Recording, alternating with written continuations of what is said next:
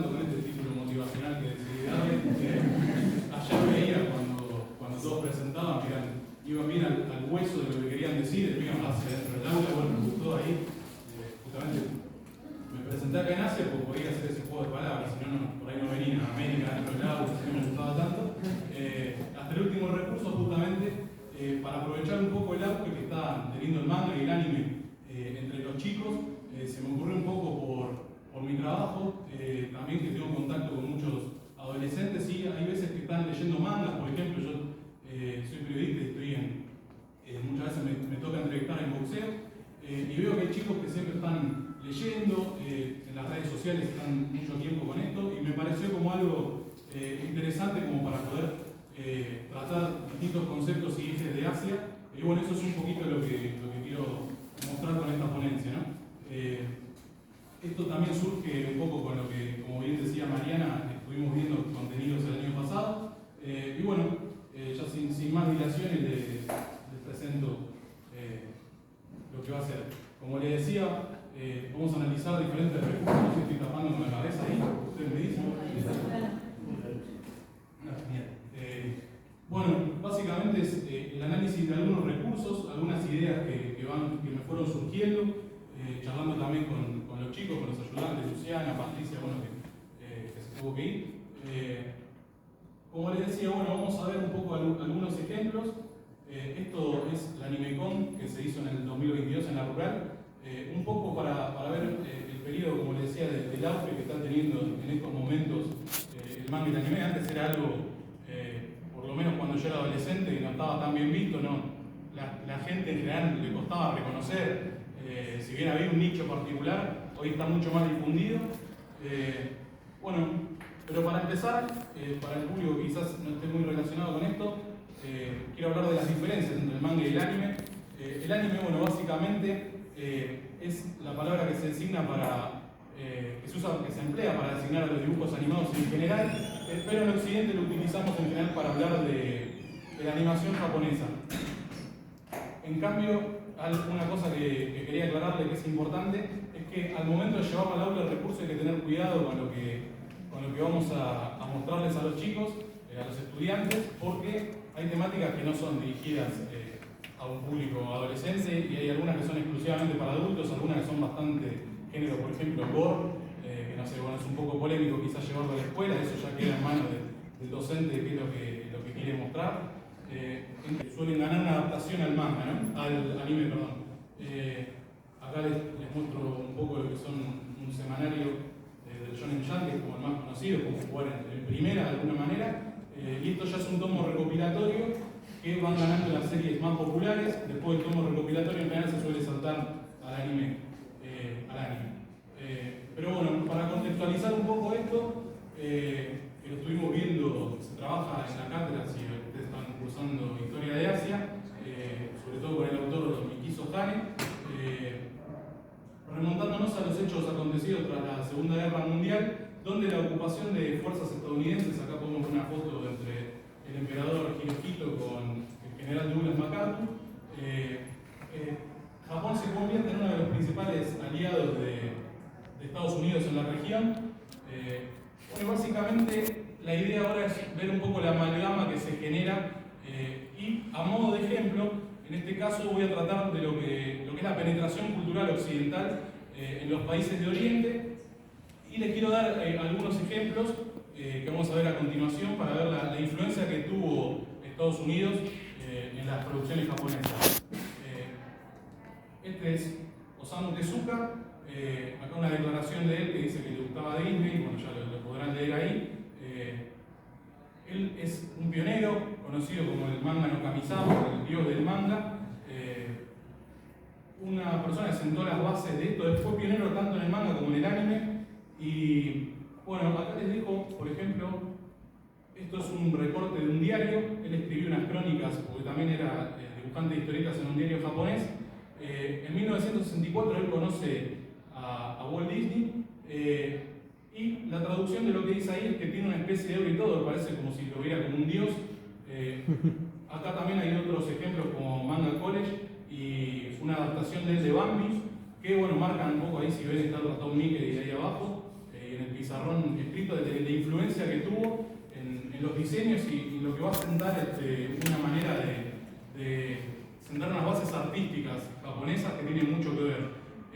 Después, bueno, un poco después en el tiempo vemos cómo la influencia se revierte. Acá les puse un ejemplo donde para mí ya directamente más que influencia es un plagio asqueroso. Acá está, quizás lo habrán visto en algún momento a Yang Taipei, acá se conoció como Kimba el León Blanco.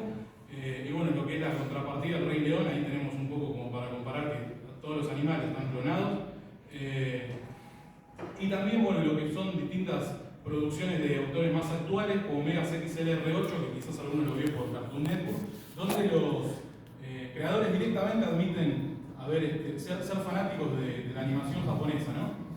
Y ahora quiero pasar un poquito a otro recurso, no sé si estoy yendo muy rápido, vamos bien. Otro recurso de Japón, que es el tokusatsu, ¿no? Es algo de lo que yo soy bastante fanático, entiendo un poco el tema y me parece como bastante interesante también, no solo para quedarnos en el manga y el anime, sino también en esto que es el tokusatsu, que tiene muchísimos subgéneros. Es un término que engloba, como dice ahí, diferentes producciones de ciencia ficción, terror o fantasía. Seguramente conocen a Godzilla, acá algunos tienen como algunos disparadores de lo que se puede tratar en el aula con los estudiantes. El miedo a la guerra nuclear, que un poco lo habíamos tratado a mí me sorprendió el año pasado de qué tenía que ver Godzilla con la guerra nuclear. Sin embargo, bueno, estuvimos viendo ahí algunos videos y todo que servían como disparadores. Kamen Rider, que quizás bueno, algunos lo puedan conocer, es un bicho, un insecto extraterrestre. Los Metal Hero, los Giant Robo, que esto no es un género, sino que es un ejemplo, Giant Robo, de lo que es un subgénero que son los Super Robo, donde se puede tratar, por ejemplo, el tema del nacionalismo. Mazinger Z es uno de los casos paradigmáticos. Justamente Mazinger está hecho de una aleación que es la superior a todas, que es el Japonium, Ultraman y el Super Sentai, que podremos trabajar, por ejemplo, trabajo en equipo. Y lo que tiene de particular... exactamente, bueno, ahí me había preparado toda una cosa para hacerlo más interactivo, pero bueno, sí, son algo similar. Acá le dejo un dibujo. No, por favor, al contrario, gracias por estar atento. Es una temática nerd, no lo puedes. Me quiero centrar un poco en el origen del Super Sentai. No sé si muchos sabían que la empresa Marvel estuvo interesada en adquirir material de Japón. Está el propio Stan Lee, conocido por las películas de Marvel, hace que Marvel le venda la licencia a Toei porque estaba muy interesado en traer el Super Sentai a los Estados Unidos. Sin embargo, bueno, no prospera la idea. Él junto a una empresaria, Luege, tratan de hacer un piloto con unos, si no me equivoco, Power Ranger, el pionero de todos los Super Sentai. Sin embargo, ninguna televisora de los Estados Unidos se los acepta. El proyecto, bueno, queda en la nada. Sin embargo, bueno, como tenía la licencia ahí, Toei Animation produce Spider-Man, que es un Spider-Man un tanto raro. Si ven ahí, tiene un robot en el fondo, leopardón, anda en auto, por ejemplo, se transforma con ese dispositivo que tiene en la muñeca, que por ejemplo es creado por un científico, o sea, mucho de Spider-Man no tiene que ver. Y también le vendieron en combo la licencia del Capitán América, y surge, bueno, en base también al éxito que fue Spider-Man, que en Estados Unidos la versión live action que se intentó hacer fue un fracaso. Sin embargo, en Japón anduvo muy bien. Por el éxito de Spider-Man, los Super Sentai a partir de ese momento empiezan a usar robots gigantes o mechas. Ahí podemos ver el primero que usa estos mechas, se llama Battle Fever Shell, justamente usando la licencia del Capitán América, ¿no? Este es Battle Japan, ahí adelante ponen a Battle Kenya, que esta última es Miss América, una versión femenina del Capitán América. Bueno, ahí venía lo que me decías vos, si iba a preguntar si les recordaba alguna serie. Acá están abajo los Power Rangers y arriba está la versión japonesa, los Sioux Rangers, donde son, como pueden ver ahí, no sé si se nota bien la foto, son todos actores de Japón. Y esto también puede dar lugar a por qué en esa época también no se aceptaban. En Estados Unidos era chocante o no les interesaba ver a 5 actores que fueran japoneses y que justamente tuvieran que adaptarlo al modo occidental, si se quiere entenderlo de esa manera.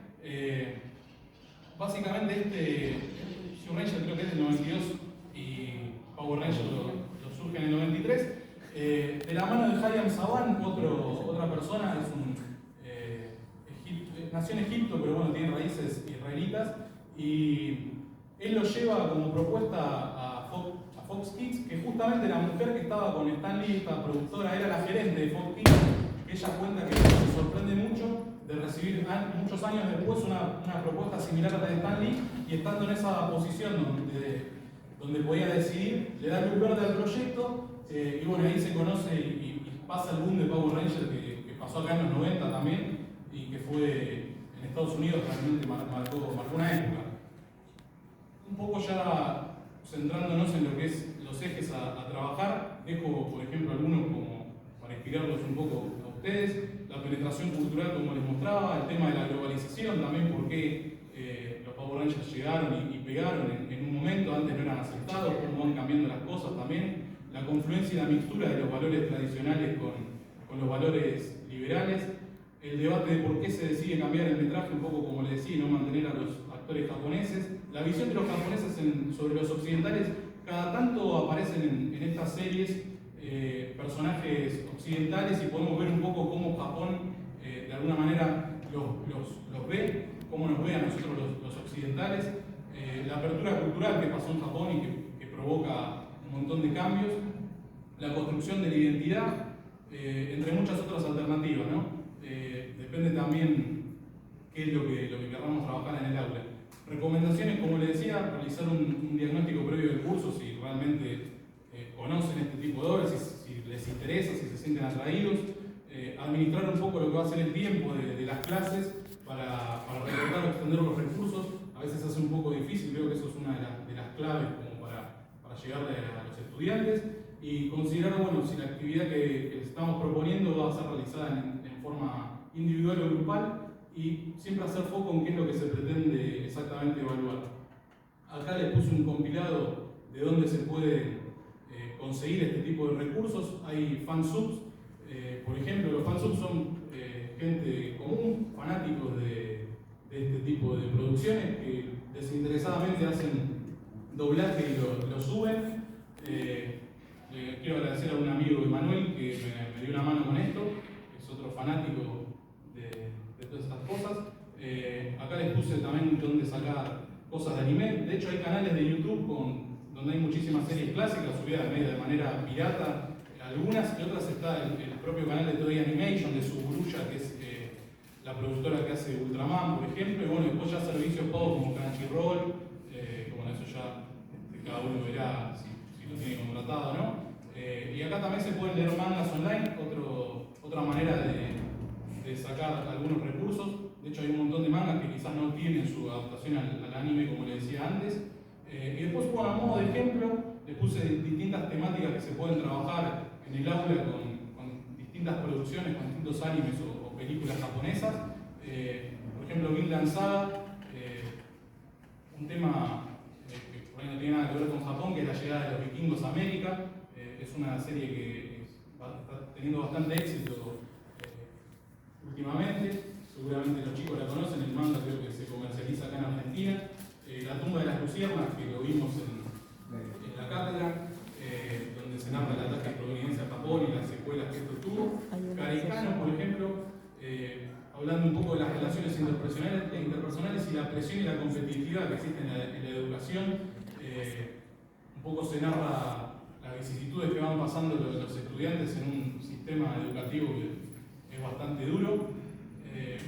NHK, sobre el aislamiento social y los hikikomori. No sé si alguno conoce lo que son los hikikomori. Son gente que por motu propio decide quedarse encerrada en su casa y no tener más vida social. En general son mantenidos por su familia y bueno, no encuentran demasiado interés en salir a la calle. Japatonic TV, también los que estarán cursando es Naka, que es una persona nacida en Berazategui, hijo de japoneses, que se fue a vivir a Japón de adolescente y bueno, da una mirada a lo que puede ser esa mixtura con lo argentino. Hay otros igualmente interesantes que no incluí acá, como Japeruana, por ejemplo, circunstancialmente en Perú, de madre peruana y de padre japonés, me parece. Bueno, también va diariamente subiendo cosas, datos de color, también habla muchísimo de cómo es la diferencia que hay entre las parejas occidentales con las ideas que se tienen en Japón.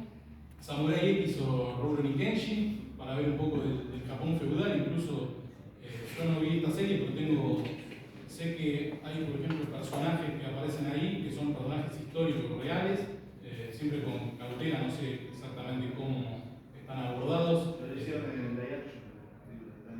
También, sí, no sé exactamente qué temática toca ahí. Están en Netflix las 3 películas.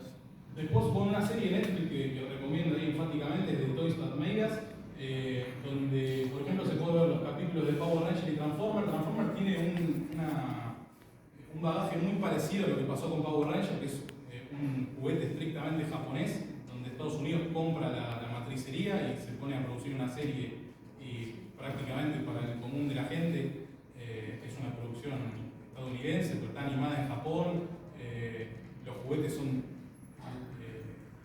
fabricados por una empresa que se llama Takara, o sea que mucha participación no hay. Después, bueno, yo les recomiendo mirar los macros y la versión de Robotech.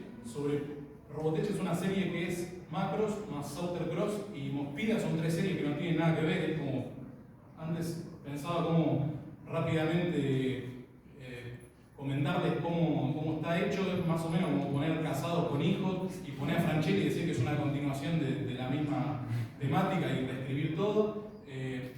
La mirada japonesa es, está contextualizado después de lo que fue la Segunda Guerra, y es optimismo y mirada de paz mundial en algún punto, más allá de que es una serie bélica. Sin embargo, Robotech hace un énfasis tremendo en lo que es la acción militar, que un poco tiene que ver también con la postura de Estados Unidos, ¿no? Y bueno, acá algo que se puede tratar también son las controversias que pueden verse no solo en el anime o el manga, sino en los videojuegos. Acá en el fondo, no sé si conocen esa bandera que está atrás de Oda, la bandera imperial japonesa. Respecto a las censuras que hubo en las nuevas versiones de este juego, ya no aparece esa bandera. Hubo también un caso con una youtuber asiática que tuvo que salir a pedir disculpas por mostrar que era muy popular en todo Asia. Salió un día con un tatuaje de esta bandera y tuvo que salir a pedir perdón porque los fans empezaron a quejarse. Y bueno, esto también nos da pie a hablar de la relación que tiene Japón con Corea y otros países asiáticos donde persisten ciertas rencillas. Acá les puse a modo de ejemplo lo que tiene su propia versión de Power Rangers. A diferencia de todo el resto de Asia, no consume directamente lo que es la producción japonesa del Super Sentai, sino que tiene su versión personal de Power Rangers particular. Esto últimamente está cambiando también. En un momento, otra manera de tratarlo es, por ejemplo, para poner un ejemplo rápido, el micro Game Boy, creo que se llama, es la versión de Game Boy que se tuvo que aliar Nintendo con Hyundai porque tenían prohibido distribuir productos japoneses directos producto de todo lo que pasó valga la redundancia, en la guerra, en la invasión japonesa a Corea, donde todavía, bueno, les digo, persiste un poco esto. Está cambiando, hay muchos japoneses que son fanáticos del K-pop. Ya las empresas japonesas operan directamente en Corea, pero bueno, está bueno como para poder ir por ahí. Y bueno, a modo de cierre, recursos que no son exclusivos de Japón y que son producciones a explorar. Por ejemplo, los manuas, que son historietas chinas, y los manguas, que son historietas coreanas. Estos dos en particular los elegí porque salieron acá publicados en el país, se consiguen fácilmente, están en muchas librerías de saldo de ahí de la calle Corrientes. Son de editorial Deus, una editorial que creo que ya está extinta. Este Orange es un poco surrealista, por lo que me acuerdo, es el autor Benjamin. Y después, bueno, también Kino Gel es un shonen básico, una historia parecida, y quizás también hay que filtrar un poco. Para mí es una copia de una serie que se llama Senki, que bueno, mucho no aporta a lo que es el aula, pero sí que así como existen en el manga la posibilidad de ver la cosmovisión japonesa y toda la mixtura cultural, la idea del cierre es que justamente lo mismo podemos hacer con las historietas chinas y coreanas, Pero bueno, esto ya es algo que se lo dejo a explorar a ustedes, que me pareció bastante interesante. Bueno, por último, agradecerles a todos ustedes por la atención, a Pablo, a Mariana, y a